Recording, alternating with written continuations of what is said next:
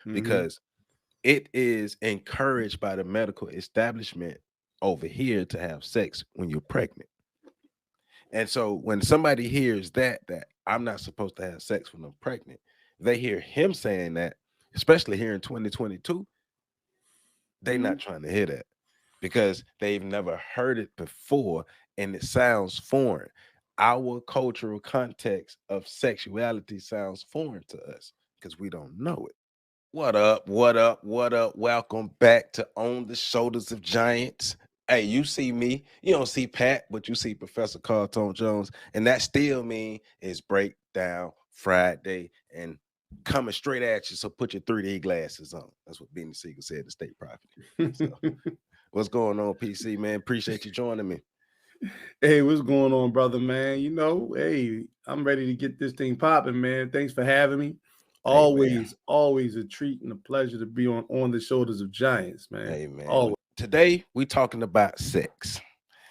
Um, Neely Fuller Jr. talks about the 9 areas of human activity, about us, about how we were oppressed across all 9 areas, and how we have to repair and reclaim ourselves all across all 9 areas. And sex is one of the areas that we need a lot of repairing in. And a lot of that for me is coming from experience, personal experience, and things I have witnessed, things I have heard, and just other information I've consumed over the years. Um, Black sexuality. Black sexuality is for sale. Black sexuality is a lot of times it's controlled by the media, outside forces, those who were the dominant society. Black sexuality is over sexualized. There's nothing wrong with sexuality, but there's something wrong with being over sexualized. So, with that being said, we'll break it down the video from Dr. Llaila O, Afrika, and he's giving us information on the do's and don'ts of having sex and how to put ourselves in the best environments to create the best sex and if we procreate to create the healthiest children and the healthiest ways to have sex. So we're going to give some breakdowns on that and how that pertains to what we do today. Remember, all the information, we're making it relevant to what's going on today. Then we give you some solutions that will. So let's not talk anymore. Let's go ahead and get into it. Not have sex when they were angry with each other, or when you're upset, or when you're sick.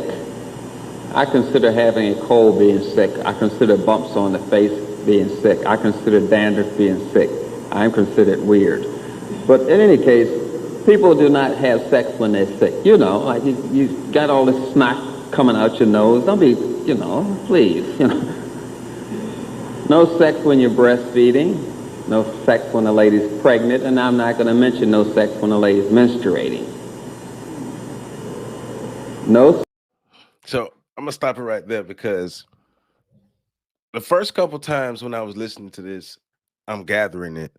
By no means I going to try to challenge or debunk or say what he's saying is wrong or right, because I have not put in the time, work, or effort, and we ain't have enough time between the weeks for me to even try.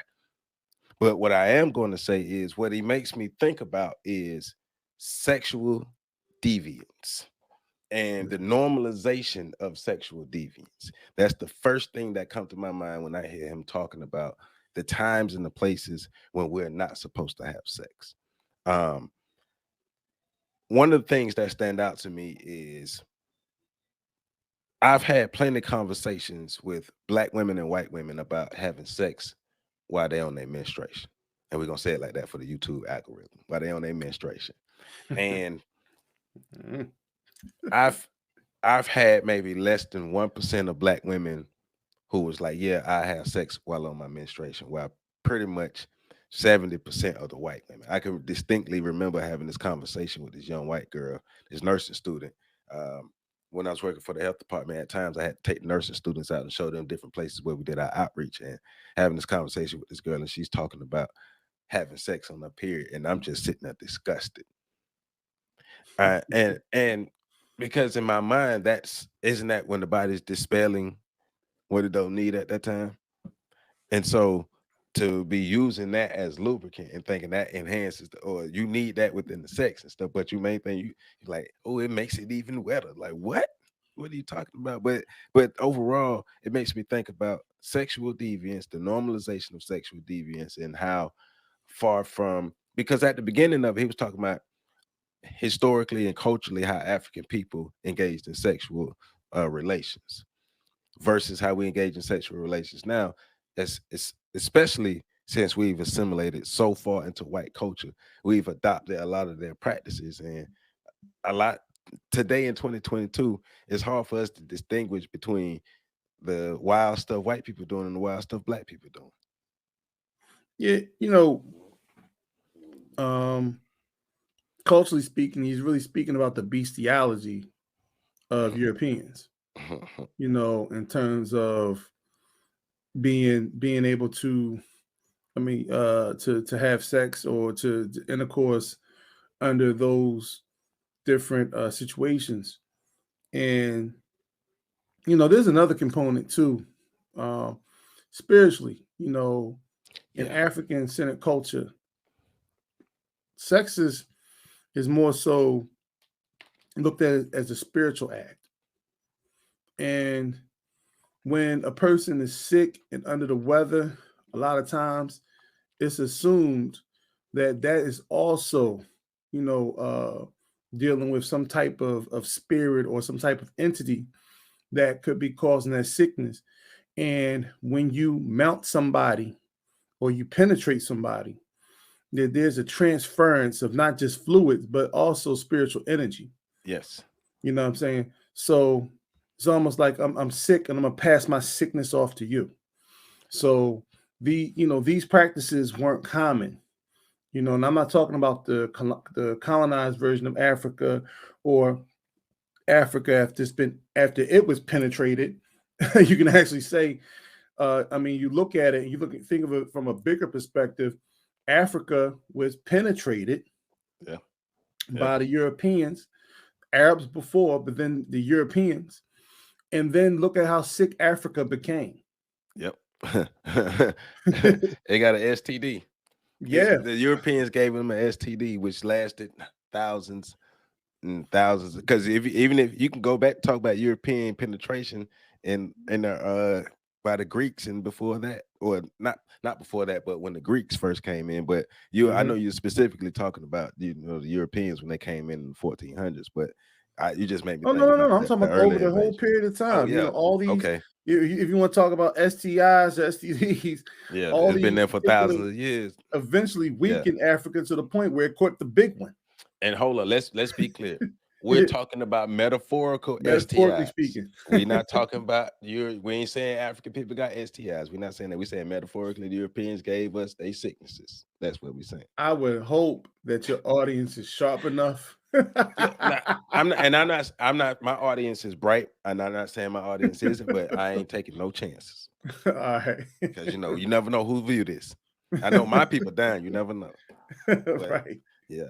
But also he talks talking about not having sex when you're angry, and not having, like you said, not having sex when you're pregnant. So even that one, that's the difference between Western sexualization and Eastern or African, historically African sexualization, especially the sexualization he's talking about within the context of African culture, because it is encouraged by the medical establishment over here to have sex when you're pregnant.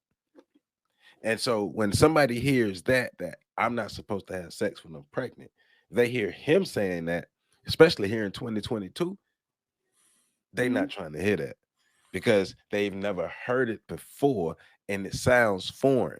Our cultural context of sexuality sounds foreign to us because we don't know it. Yeah, I can't even add anything to that. But that's what I thought about when it came down to that, because I'm thinking about everything that he's saying, or all the instances and all the situations he's saying don't have sex, and I'm just thinking, man, you really like hampering a lot of the sexual, like you hampering people's style when it comes to sex, because that's pretty much against a lot of stuff we've been taught, stuff that we've just learned over the time, whether somebody taught us or we just watching porn or however else you learned it. But it's gonna be, when people hearing that, I can just see black people like, nah, I ain't doing that. I ain't not. I'm gonna have sex when you're supposed to have sex when you're mad. You supposed because he talks about, okay, don't have sex right before you eat, don't have sex right after you eat. You don't have, feeding somebody and giving them sex is what we do over here. Some people get dinner for sex, or sex for dinner. Right. So now you talk about challenging and reversing Western cultural norms that we're not used to, but cultural norms that feel good to us. So it's different. Yeah, and that's the thing. We seem to, and I'm talking about the majority of black people who live in America and in the Western world who are practicing Western culture. A lot of us reject our culture because our culture deals away with has a lot of taboos. Our culture speaks to being disciplined. Our culture speaks to rules and boundaries. Mm. And because those rules and boundary go against what's been planted in us, Right. here we go again, with Western colonization, then it feels wrong to do what's culturally had been right for thousands of years. You can't be disciplined and deviant at the same time. Yeah. The only thing we've been disciplined about is being deviant. Chaos has ensued. All right, let's move forward. Sex before and after a meal. If you have sex just before the meal, then the blood supply has gone to your reproductive organs. It's not going to go to the meal. And then you eat, you're going to shift the blood from your reproductive organs and shift it to your stomach, and therefore the reproductive system is going to get weak. It's going to cause it to deteriorate. So you don't want to have sex just before you exercise or just after you exercise. You're shifting into two different systems here. You're going from parasympathetic to sympathetic, and that's going to drain the reproductive system. No sex during storms. Before we tackle what he's saying with the storms, once again, I ain't trying to challenge none of this information. I have none of the credentials, none of the information, but the link between sex, sexuality, and health, how we take care of ourselves, and the lack of care that we do have for ourselves, but within all of that, we are still engaging in sexual activities with each other. And so going back to talking about passing on these spiritual connections, these spiritual ties that you got on people. So you, especially nowadays where having sex with everybody is being encouraged on both sides. It's already been encouraged by men to just knock down everything you see. But now it's being encouraged for women to, hey, go have sex with as many men as you want to, because that's empowering and liberating. And we have no regard for our physical, mental, spiritual, emotional health when it comes to sex. The only thing we really thinking about a lot of times is ego and sexual gratification. Yeah.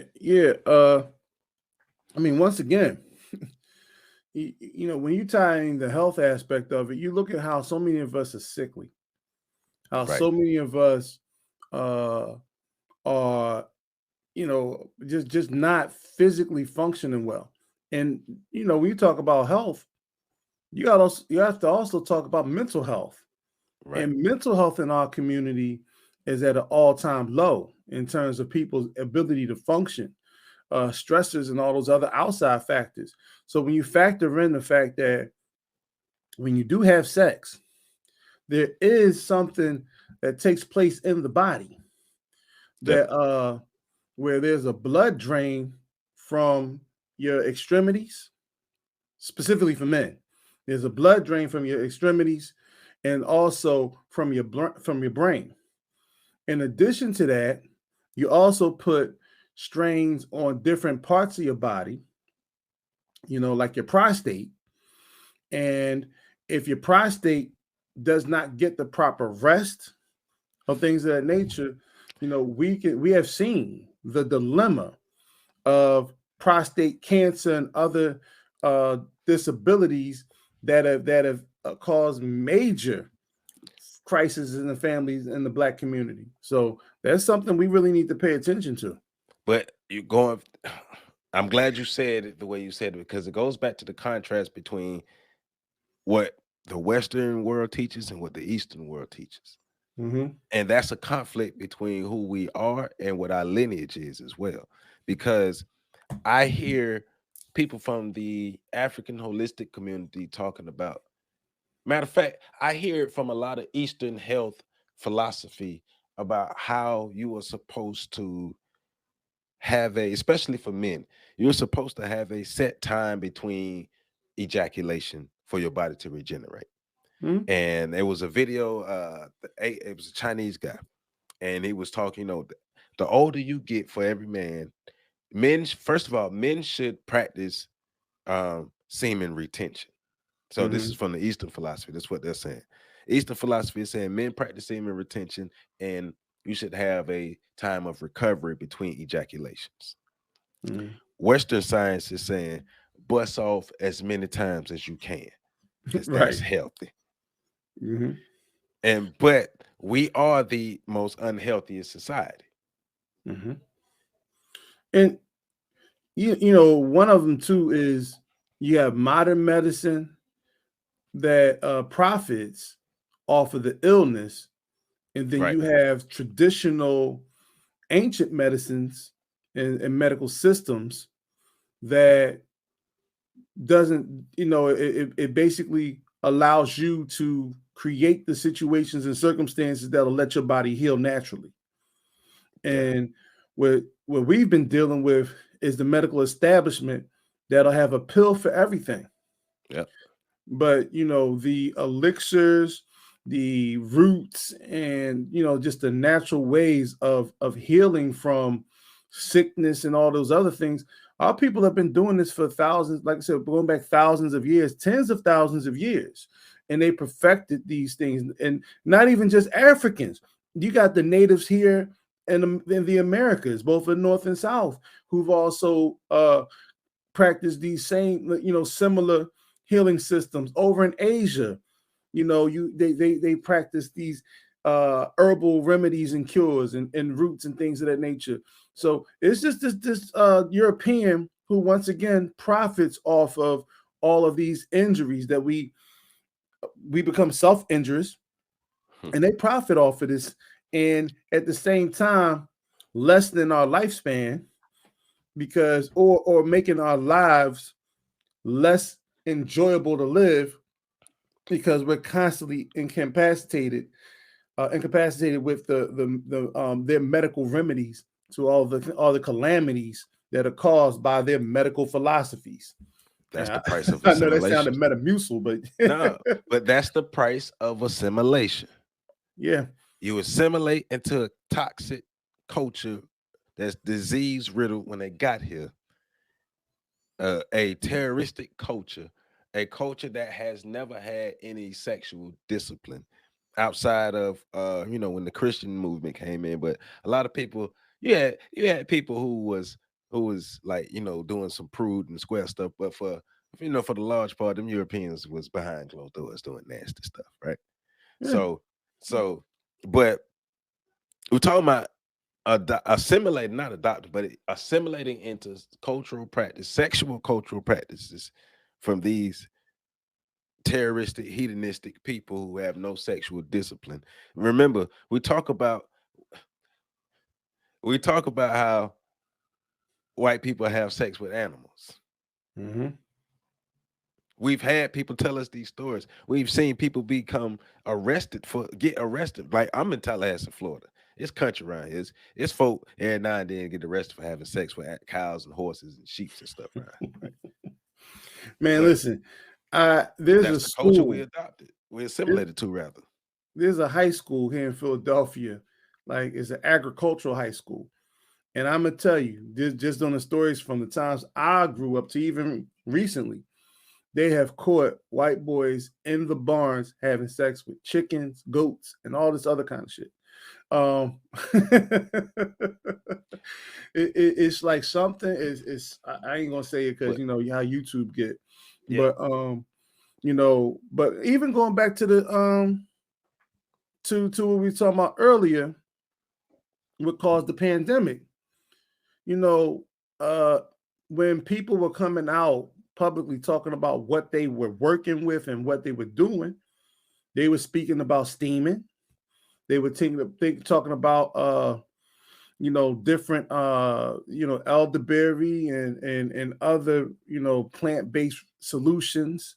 And I'm not saying that whatever else people were using, what the scientific community came up with, didn't work. But a lot of the people that were coming public were talking about how they took in those natural forms of treating their illness as well, and how that was helping aid them to their recovery. And it's just, so we know that the old stuff still works. Look, we know the old stuff work because the new stuff ain't nothing but synthesized versions of the old stuff that they resold to us. Like Dr. Clark said, they took your stuff and resold it back to you. There you go. Hey, man, let's keep moving. No sex during solstices. No sex when there's high barometric pressure, because that decreases the blood supply to the reproductive system. I'll answer the question and I finish. To solve relationship problems, don't use sex. Some people get mad with each other and they figure if they have sex, that's going to solve it. That doesn't solve anything. You don't use sex to medicate yourself. A lot of us are addicted to sex. We have sex when we don't feel like having sex. We just have sex because, damn, my penis is there. Guess I use it. If you're having sex when you don't feel like having sex, or having sex because you're upset, or having sex because then you're into sex addiction, which is what the Europeans want you to have. Sexual addiction and using sex as a coping method, right? So working in HIV/AIDS, I meet people who use sex as a coping method. And what I mean is, like, one of the greatest examples I use is there are some people who have a stressful day, they get off work and I go home and they have a glass of wine. Some people who get off work, they go home, or even before they go home, they smoke a cigarette. Some people go home, smoke a joint. Some people go home and have sex, and not just sex, but the most gratifying form of sex that they can have at that time, and usually unprotected sex as well. So you open yourself up to a lot more to be received from this person. Hopefully you know the person, hopefully you know their status, but you know how we folk be getting down today. But we've had people come in our office who are HIV positive now because they've used sex as a coping method. Right. Um, and like he said, but it also goes into the addiction portion too. I've had sex a lot of times when I didn't feel like it. And the idea was, well, sex is here, so why not have it? Instead of being like, well, I don't have to, because it was like an idea was put in my head, especially when I was young, of if you don't have sex when somebody want to give it to you, then like you'll never have it again. So not only the coping and the addiction, but it's also like the manipulation or the programming that was Scarcity. given was flawed. Yeah, it was Yeah. flawed. Like you would never be able to get vagina again. Like well, hold on. Then you gotta unlearn that stuff there. But it's like, how many of us really understand or even on a level in tune with ourselves enough, or we even with the information to die, or even pay attention to ourselves enough to say, well, am I really having sex like this? Am I having sex when I don't want to have sex? Like you said, using sex to solve your issues. Yeah. The irony behind that is we live in a world that uses sex to sell everything. Right. Sex is for sale. And when you ask people why does sex sell, they can never give you an answer. Yeah. Well, the answer is because when you're aroused, you become you move, so mentally speaking, you kind of you moved in a more aggressive state. You kind of take a few steps back in terms of human evolution. So you become easier, you know, that frequency It's of like being, it basically puts you in a more suggestive state. And so like that's why, pre-nut cloudiness. right. Yeah, It's like the hypnotized, gotcha. of the hypnotism. And so when you get into that, that's why they can sell products with that, because they try to give you the same sensation, the same arousal that Same you get with colors sex. and yeah, Yeah. yeah, So yeah. it's kind of hard to, um, especially if you don't recognize it, to identify with the urges and that people go through. And I do agree, especially as young males, we're taught very early that we need to go chase after the caddy, you know, go chase after the kitten, and that it's a game for us, and it is a game of scarcity. And we're also taught innuendos too, right? So Mhm. it's taboo for us to turn it down, Right. because if you turn it down, now they start to question your sexuality. You got to be alternative, huh? Right. And so those mind games that come into play really disrupt young people, especially young males, when they're at their sexual peak in their teenage years, you know, right after puberty. You know, that situation is out of control. The sexual development is not good. The sexual development doesn't truly happen. Mhm. It's like a sexual arrested development, right? Yeah. And And go ahead. no, I was gonna say this. It's like it's like what's that? What's the big park out there in the Dakotas, in the northwestern part, north central northwestern part of the country. Uh Yellowstone. huh? Yellowstone. Yellowstone Park, right? Now everybody knows that Yellowstone is super Super volcano. it's a super volcano. Like if Yellowstone erupts, that's like game over for the planet, The Western right? Hemisphere, man. Ooh, Right. So but that buildup yeah. is there right after young men reach puberty. And so if you don't have Old Faithful going off every hour and other springs going off every hour, then eventually Yellowstone's going to erupt. And that's sort of like physically. Now that's like, you know, the visual, but I just want to give people that don't understand. That's sort of like what you deal with young men. They get to that point where they have that sexual buildup, that sexual tension. And because culturally speaking, we're not dealing with rites of passage or anything of that nature for them to understand what's happening to them.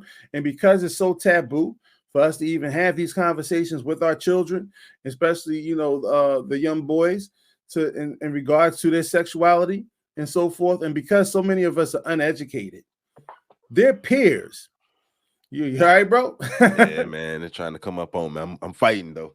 I see, man. You go. It's a 12-round fight, baby. Hey. You winning. But they have the they basically, you know, they have not been groomed in a society because their peers Yeah. become their teachers.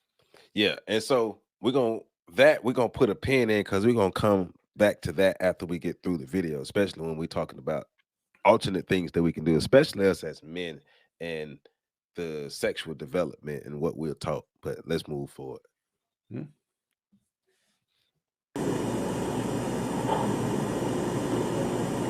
The problem is that with the African sexual system, it's very high in something called melanin.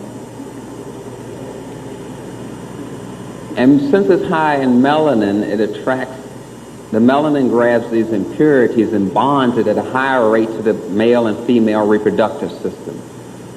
It bonds codeine, morphine, caffeine, nicotine, strychnine, atropine. That's that stuff that people spray in their nose when they have asthmatic attacks or respiratory emphysema or something of that sort. Agent Orange, which has different colors. They use that in Saudi Arabia as well. They just didn't use orange. Amphetamines are speeds. When you see epinephrine on cough medicines, that's a speed that destroying your reproductive system, quaaludes, tetracycline. All these chemicals bond to the reproductive system and cause a lot of problems. But before you can have sex, you got to have a relationship. So that made me think about how we learn to have sex or sexual routines, especially, let's say, the transition from some people it can start at middle school, but the transition from high school to college and into adult life, where because he's talking about all these chemical agents that bond to melanin specifically because of the makeup of melanin, makeup of these chemicals, and how they bond together.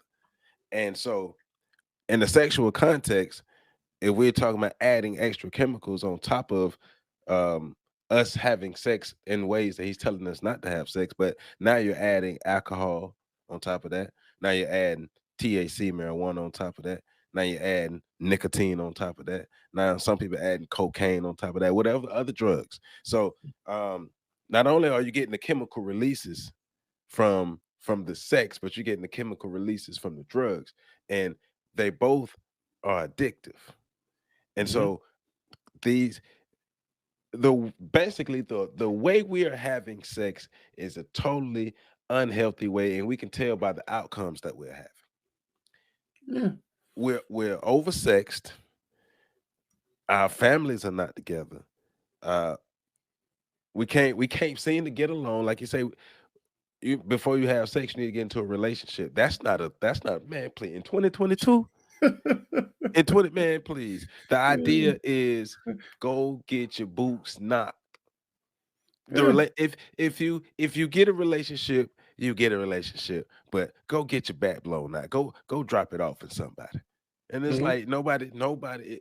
It's like the idea of two people being able to get along and build something. That come on, man, that ain't real.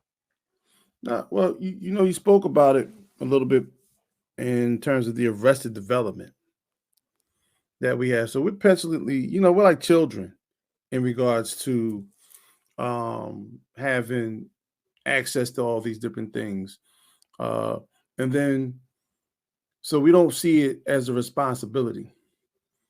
Sexual actions, sex is a powerful, powerful activity.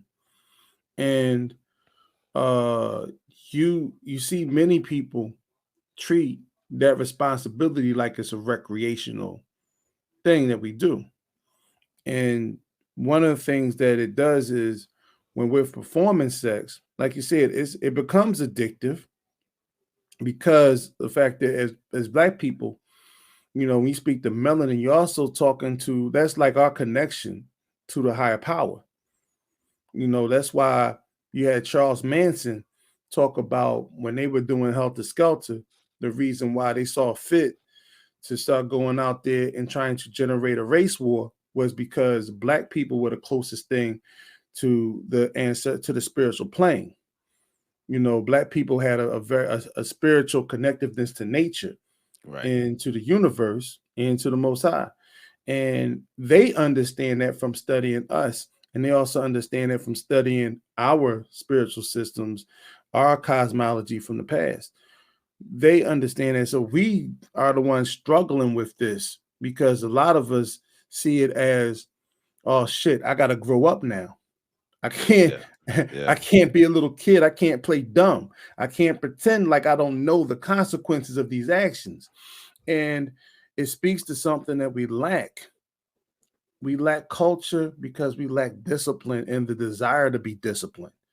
And because we lack those things, we want to be able to do whatever we want. We want actually to live in a state of protected anarchy for which we can do whatever we want.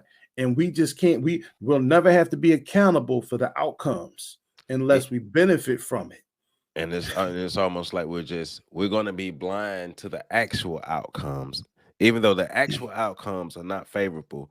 And the continuation of these unfavorable outcomes is leading to the degeneration and the deterioration of our community and our families. Yeah. We don't like each other. Our children are being born in situations that are not ideal, that are not the best for them to be able to grow up and be as competitive as they need to be. Like Black people, look, we have to create environments. If you're gonna be out here making babies, if you're gonna be out here making babies, you need to be able to create babies in environments where the children don't have, first of all, don't have to start from the bottom, but they can be competitive by the time they get out of the house. Yeah. They need to be able to be competitive in this world, but that means the parents have to be disciplined, structured, people with a sets of morals and standards. We need to get back to the time where white people stuff was white people stuff. Mm-hmm. Well, it was like when we could distinguish between white people stuff and Black people stuff, because we can't really do that too much now. We need to get back to that time, because yes, we should not be doing everything, even sexually, just because the masses do it. Just because the masses are doing it, don't mean we should do it. Mm-hmm. Yeah, there used to be a time you could distinguish between a crime that Black people commit and then the serial crimes that people who are not Black commit, right? Damn it, you said something and I wanted to go back to it. I knew I was going.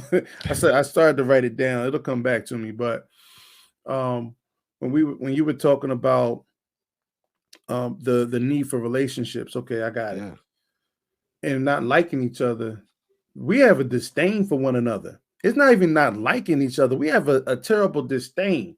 And unless somebody's making us feel warm and fuzzy all times, that moment creeps in when we start to have this animosity, and you can see it in relationship. Even the sex is angry. The dysfunction. Yeah. Mm-hmm. I don't like you, but I'll make a baby with you angrily. Like you say, they like now they want you to, people like choke your partner and slap your partner, spit in your partner's mouth. What? Yeah, I mean, there was a television series that came out a few last year called Lovecraft Country, which had some, alternative sex scenes, or not alternative, but whatever scenes, and you had regular monogamous scenes. But the one thing you saw when it was Black on Black, it was angry. You know what I mean? It was aggressive. It was like, damn, are y'all having sex, or are y'all loving, or y'all fighting? Like Black people don't have passion. Right. Or the passion is angry. The passion is, and it's dysfunctional. And from that dysfunctional union, you produce dysfunctional children. But that's the thing, though. The idea of Black dysfunction is the normal narrative that the media pushes and that we have adopted and assimilated into. So actually, Black dysfunction has now become the norm. We have lived out what they told us we were for the longest. Yeah, art has imitated life now, right? And it's like science fiction, and then you see science fiction, Flash Gordon, they got rockets, and now you see rockets appearing in the 40s and the 50s, based off the science fiction of that. Well, now you also have the Black fiction,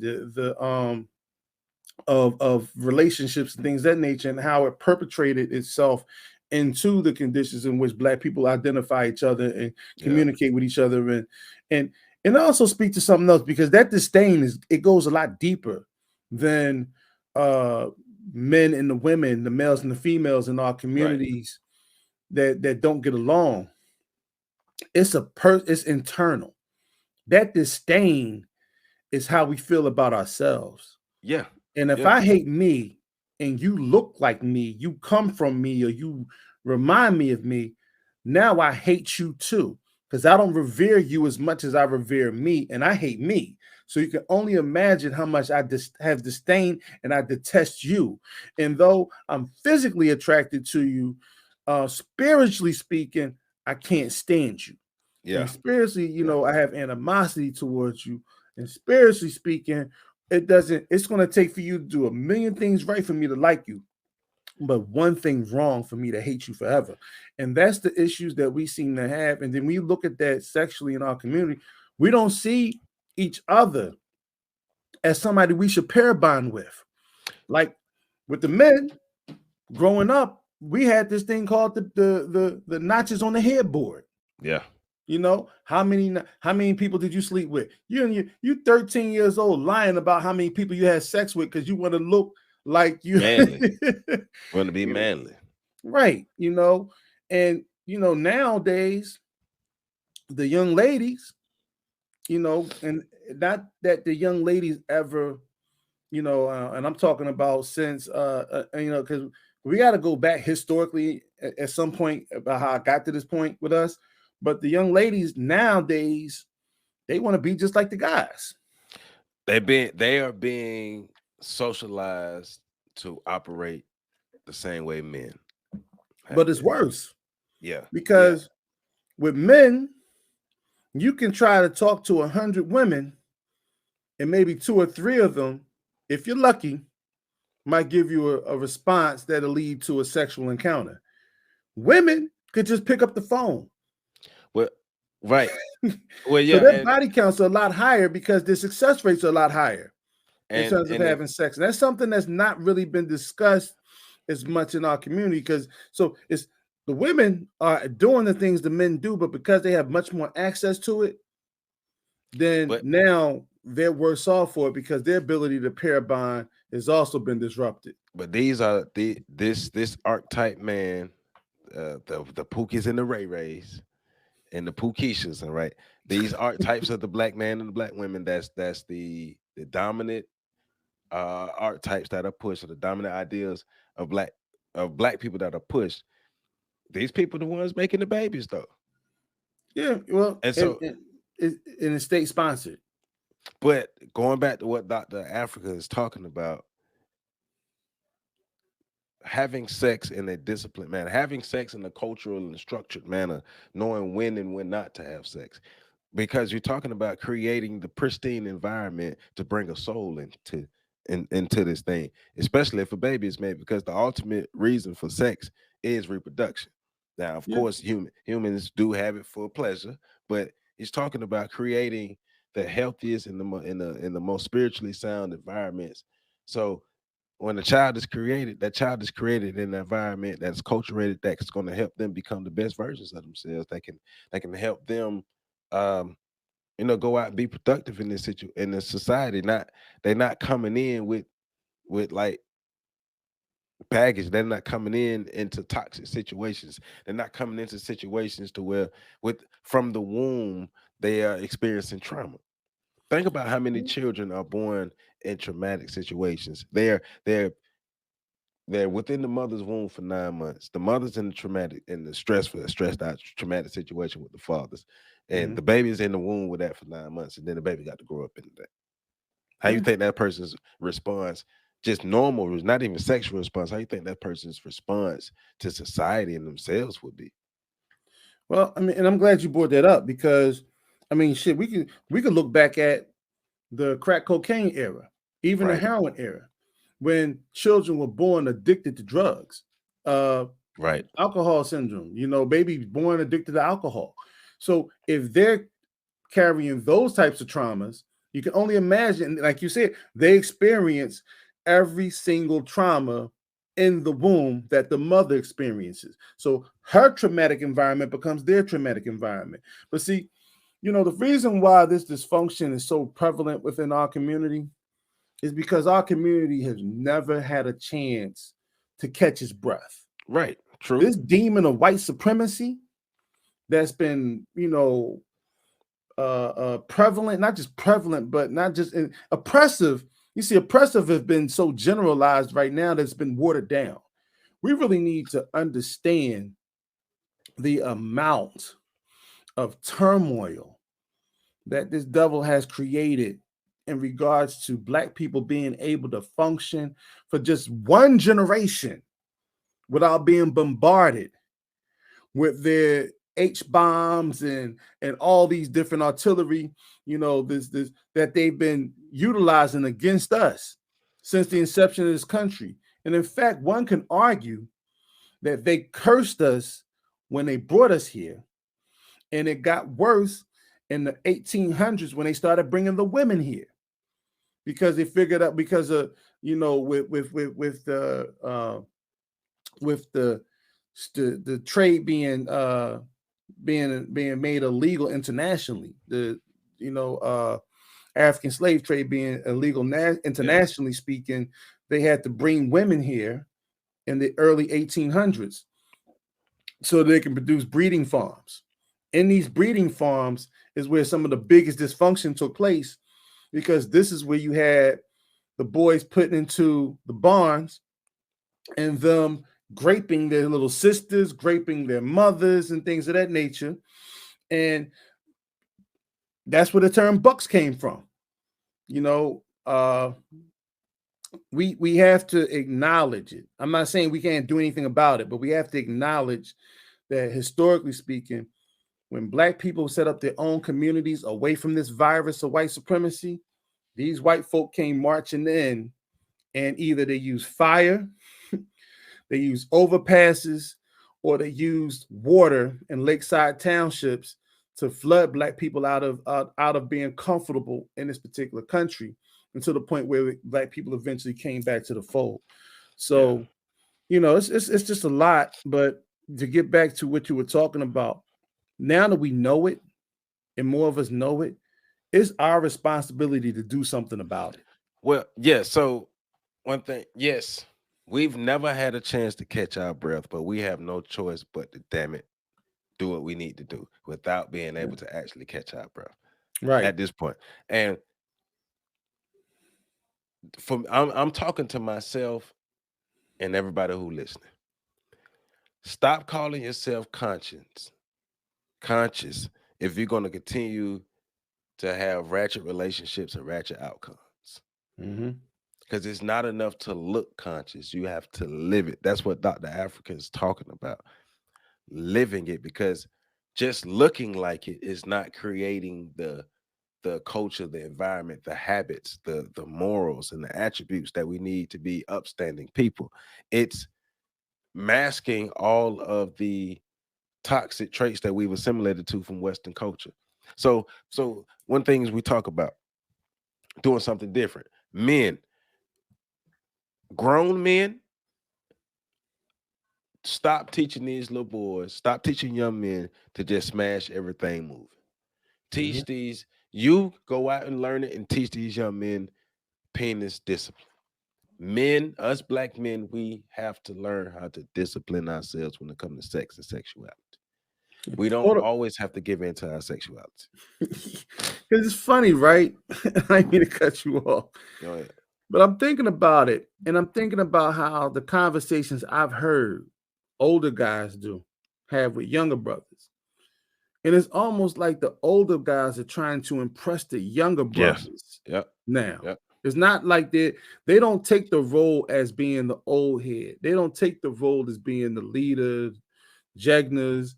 They don't take that role. They don't, and I think it's because they still don't see themselves as men. That internalized inferiority complex, yeah. And so as brothers, we, like you said, we have to, because somebody has to stop this cycle, because it's getting worse. Yeah.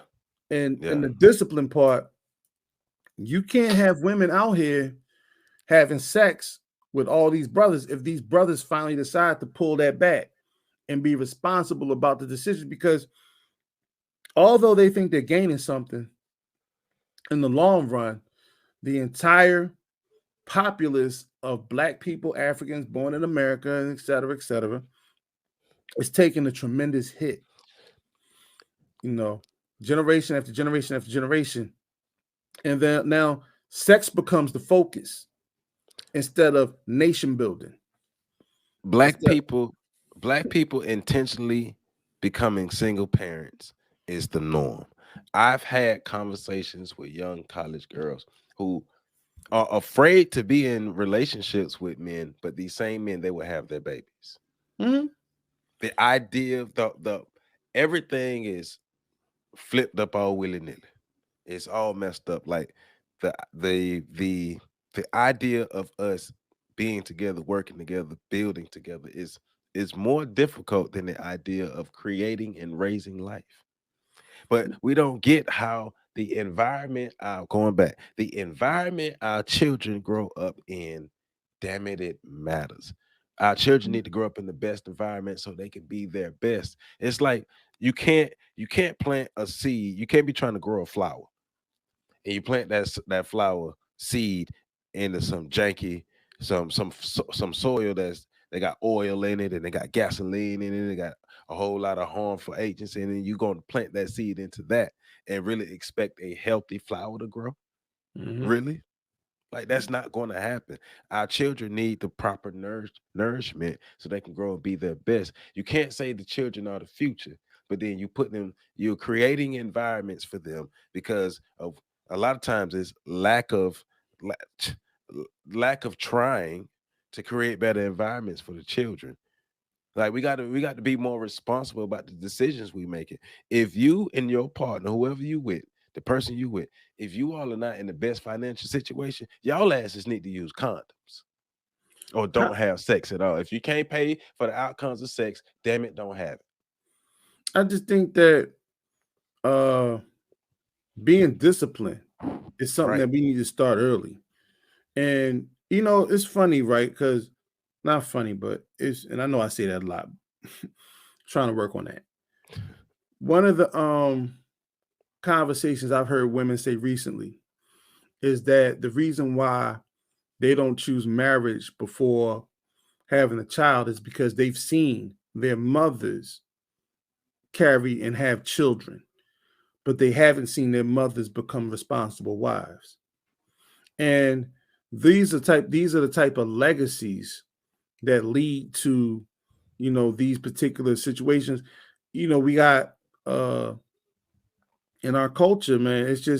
Well, our deprived culture. When you see what's happening, it's spiraling so fast and so hard, out of control, that um it really creates a conundrum for us, because at what point, and I'm asking this legitimately, at what point do we get to the point where we say enough is enough, and let's start over with our value system? Because I think our system of values plays into this forage, as we do, into this very dysfunctional system that we've normalized or allowed to be normalized for us. Yeah. The values that we have on each other, for ourselves, a lot of this comes back to self-love and learning who you are. And this is why I praise you so much, because being a historian that's teaching so much in regards to the pride of who Black people are, who we were and who we are, and what we can be based on our past. I think that these are things that need to be entered into the lexicon at an early age. Our access to these children in an early age. 91% of all teachers in schools across America are white women, not just Yep. white, but white women, you Yep. know, and we know they don't give a damn about our children. But we have to think about that when we're making children. Stop stop stop complaining about the school systems that you don't want to put your children in, but you're not in a situation to where if you make a child and have a child where you can teach your child, you have to put your child in that system. If you don't want your child in the system, stop making babies when you can't give them the environment that they need. See, that's the thing. I don't think they mind putting their children in that system. That's what I But mean about stop the value complaining. system. They Stop don't complaining. mind having, they don't mind passing their children off to white folk, because our value system is so skewed. They actually think that their children are in better hands when it's a white person in the front of the classroom. So the value system of them seeing us, themselves, in terms of who they're supposed to be. Because I I don't know what to listen, tell you like then. you, I'm fed up. I don't know what to tell you that. I'm not listening then. You talking, I'm not listening. If it's just gonna be cyclical and you really just talking just to talk, I'm not listening then. I mean, because I work in HIV/AIDS. Mhm. I have yet to tell a white person that they were HIV positive. Wow. I've told maybe a couple women, but I say 99% of the people that I've told were HIV positive. 99% of the people that we find are Black men. I don't care about their sexuality. they're black men. Mm. But a lot of these, I ain't gonna say a lot. Some of these black men are still having sex with black women. So it still affects whether you agree with their lifestyle or not. It affects us. It affects us as a whole, right? Mhm. And so we have to wake up and be real and want to do something different. Be more responsible, more accountable about the ways that we go out engaging in sexual activities, because this this lewd, lawless, uncouth, immoral way that we having sex now. We just doing whatever, and whatever is hot and new, whatever somebody invents, whatever they put through social media that's supposed to be the new hotness. We just want to try it, and not thinking about the overall outcomes that could come from sex, especially if a child is made. But even if a child isn't made, what what spiritual ties, or what are you taken away from this person that could be to the detriment of you? Because it's not like we created environments sexually that's going to be the best for us. Not in this scenario I'm talking about. Not saying it can't happen, but that's what we need to do. We need to look at sex differently. We need to go back to being a little more prudish. I ain't saying you Well, got to be prudish within your relationship, but just overall, if you're married, but certain things we probably shouldn't be doing. I agree with that. But how do we go about doing it? Because, like we said before, this has been the culture, and the culture is addictive. So, do we do what they did in China when Mao took over, where they were dealing with a different type of addiction, but in order to end the generational curses, they just eliminated an entire generation? Like, and I get what you're saying. I'm just saying, what steps are we willing to? What's And I'm not saying to say it all on YouTube, but No, I get you, but one thing I would say is, okay, especially those who call yourselves conscious, those who call yourselves adults who know what's going on. If you Mhm, ain't that, I ain't talking to you. But those of us who call us conscious adults who know what's going on, hey, first you got to make the changes within yourself. Are you sexually disciplined? And if you're not sexually disciplined, you need to create more sexually disciplined habits. We mhm, need to think about like I keep saying, I'm gonna keep saying this. Think about the overall outcome that could happen from having sex with this person. mhm, We need to put more thought into sex. We need to take the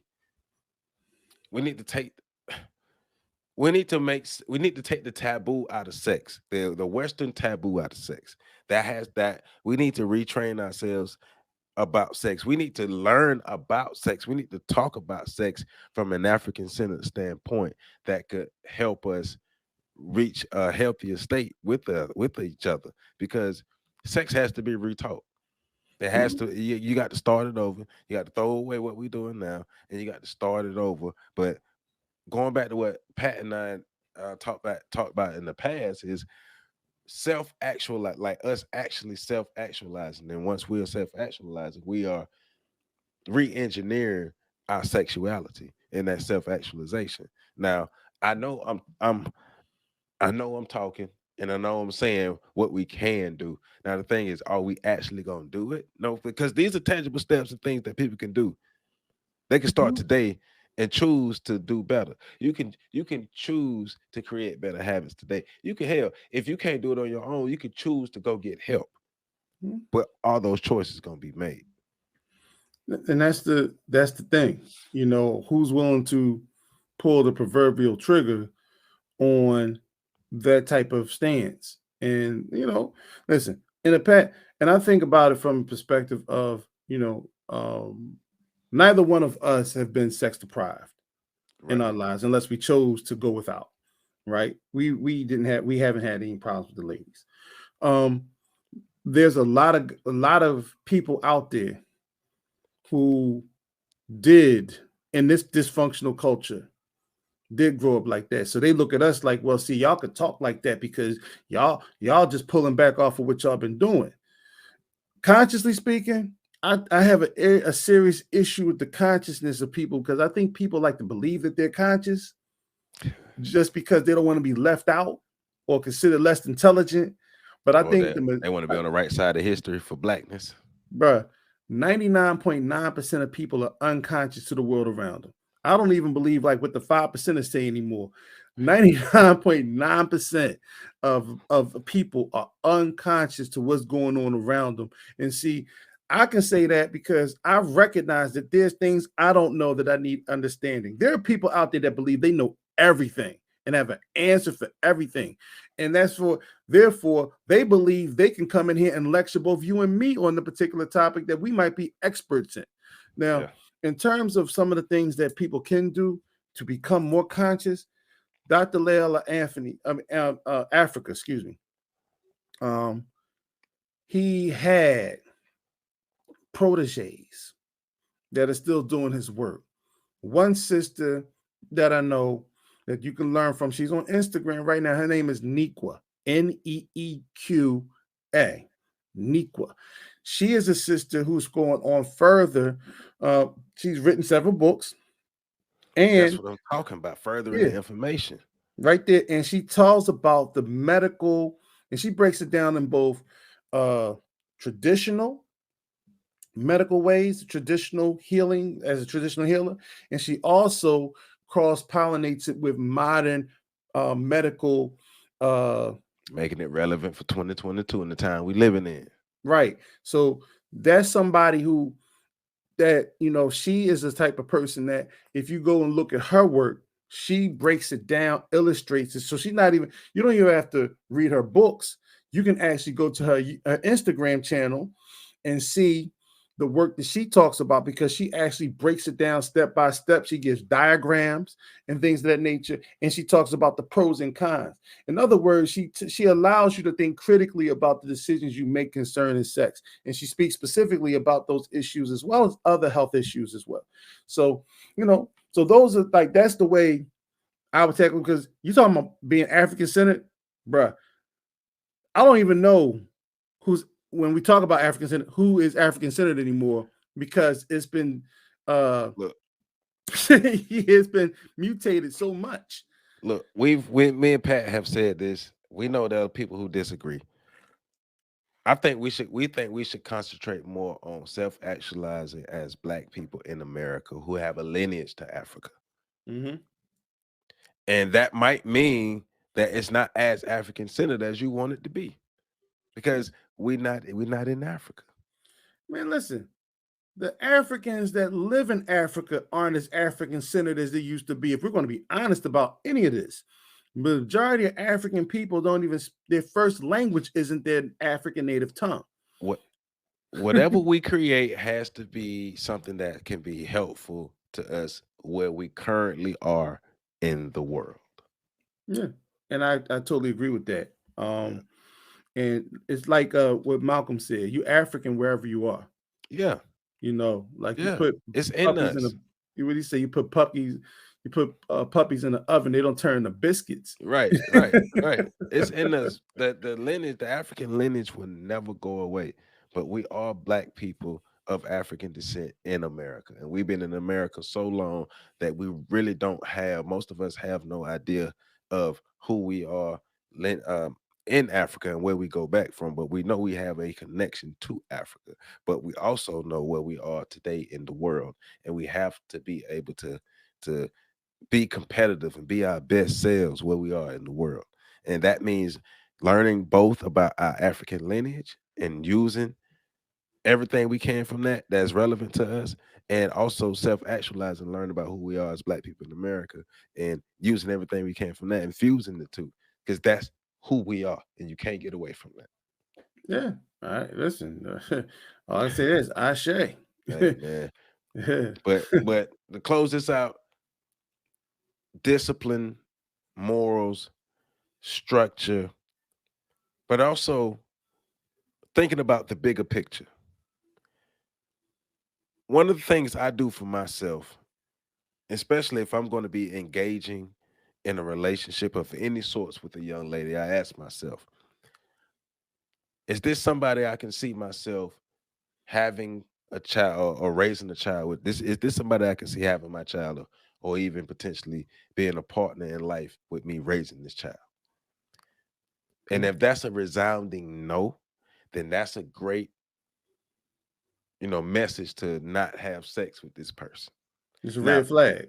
right now, it took me to grow to not ignore the red flags. So today, Joseph Ward ignores the red flags.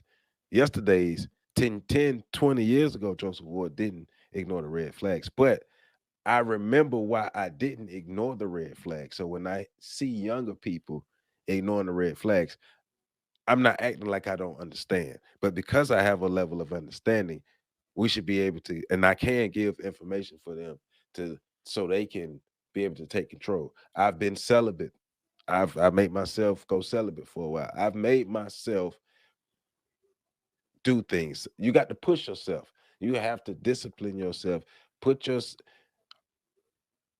whole being able to restrict yourself.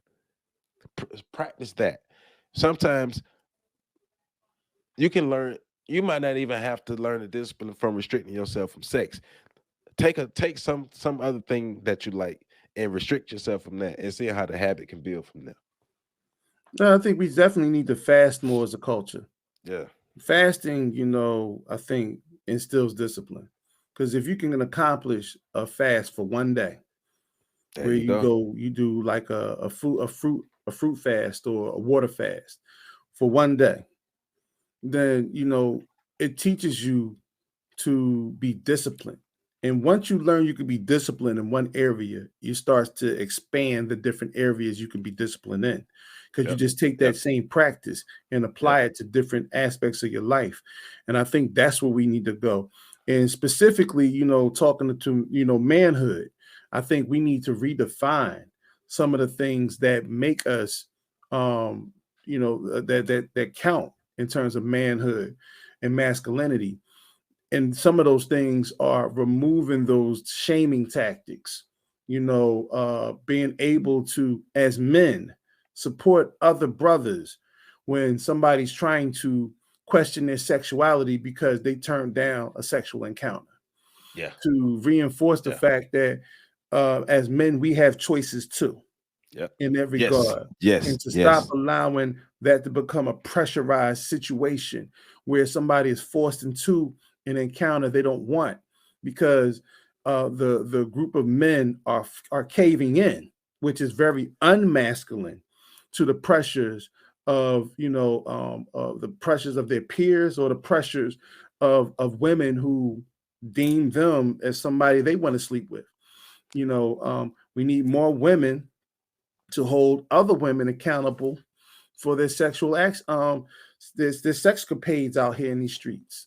This whole this whole city girl climate. Stop encouraging that stuff. Hot girl summer climate. That stuff needs to be addressed, and I'm glad we do have some sisters addressing it, but it needs to be a lot more.